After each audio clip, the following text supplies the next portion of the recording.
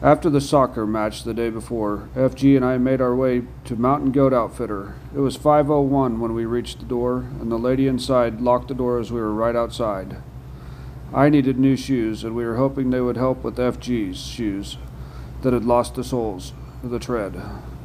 The outfitter didn't open until 10 o'clock the next morning, which would really put us behind schedule for meeting our bus to catch our plane to catch our ship. With his foot being in poor condition, Nobo Lobo caught a train to New York City to heal. We are hoping to be about the same mileage on the trail when I return so we can continue on together. FG and I slept in and had a good breakfast at the Palmer House before packing up and heading for the outfitter that opened at 10. We waited in front of the outfitter until well after 10 o'clock before they opened the door. I grabbed my pack and started to walk in to ask if I could bring my pack in. The lady behind the counter charged at me with an angered look on her face, saying I needed to leave my pack outside. As bad as my feet hurt and as poor a condition my shoes were in, I chose not to buy shoes, freeze-dried meals, fuel, or anything else from there.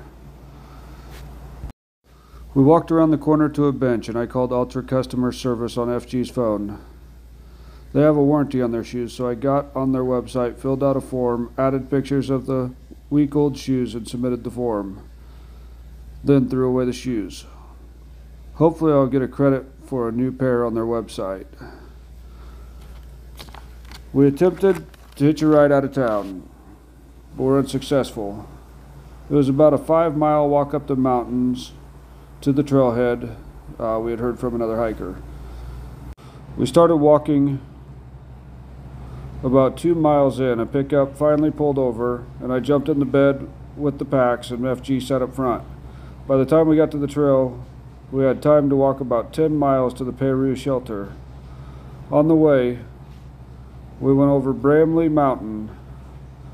There was a ski lift on top that was not operational. There was also a tower we climbed. The views from there were stellar.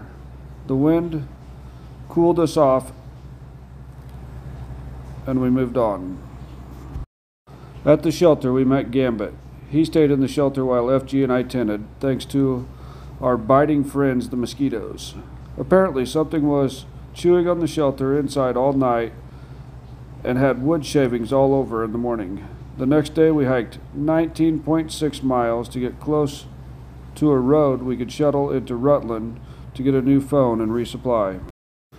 At the end of the day, we reached Minerva Hinchy Shelter, where we met a couple fun long trail hikers that were staying in the shelter. We set up our tents quickly to avoid the rain that was coming and went to the shelter to eat supper.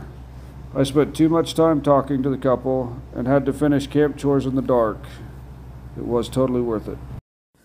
After hanging the bear bags, I was off to bed for a late night and an early morning wake up.